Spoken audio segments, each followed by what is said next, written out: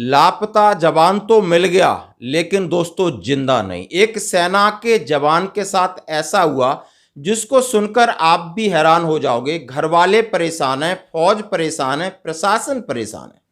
आखिर ये है मामला परसों का। एक जवान जो पूना में पोस्टेड था और झेलम एक्सप्रेस जो पूना से जम्मू तवी जाती है उसमें अपना रिजर्वेशन कराता है और छुट्टी लेकर घर जाता है। घर उसका सांबा के पास है और जवान मिलता कहां है, उसकी बॉडी मिलती है 2 दिन बाद शाजापुर मध्य प्रदेश और सिंध नदी के किनारे।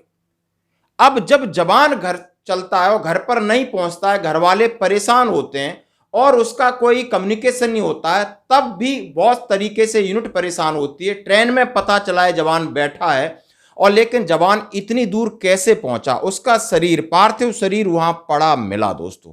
और कैसे मिला कि नदी के किनारे, न वो नदी के अंदर है और किनारे पर है, उसके अंदर से आई कार्ड निकलता है, पैन कार्ड निकलता है, कैंटीन कार्ड निकलता है और एक लीव सर्टिफिकेट है जहां से उसकी एक जवान जिस 26 साल का जसवंत सिंह के नाम से पहचान होती है और शाजापुर थाने में उसकी इत्तला कर दी जाती है। और उस सैनिक के लिए कोई नहीं आया, सिर्फ कुछ चंद लोग उसको घेरे खड़े थे। और जब ये सूचना हर जगह डाली जाती, प्रेस वाले पहुंच जाते हैं कि ये सेना का जवान है, जब हो हल्ला होता है तो बड़ी मुश्किल से उसको वहां के जिला अस्पताल में पहुंचा जाता है। अब दोस्तों बात ये होती है, उसके बाद जो झेलम एक्सप्रेस है वो शाजापुर के आसपास से भी नहीं गुजरती और वो इटारसी और भोपाल से, आप समझ सकते हो, गुजरात साइड में 400 से 500 किलोमीटर दूर कैसे पहुंचा, क्यों पहुंचा।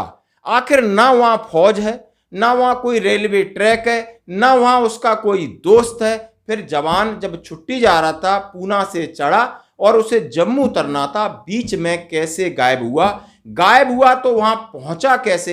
यदि वो कहीं इंसिडेंट भी होता, नदी में होता, तो वो भी नहीं, सिर्फ सिंध नदी के किनारे पहुंचा। ये एक ऐसी पहेली उलझ गई कि आखिर जवान के साथ हुआ क्या है, और इसके लिए घर वाले परेशान हैं कि आखिर उसके साथ इस तरह का जो शंका, षड्यंत्र या उसकी गलती हो सकती है। तो इतनी दूर बस में गया होगा, 400-500 किलोमीटर, तो क्यों गया होगा। ये रेलवे परेशान है इस बात को लेकर के, फौज परेशान है इस बात को लेकर, घर परेशान है उस बात को लेकर, पुलिस प्रशासन भी परेशान है। आखिर हुआ क्या है।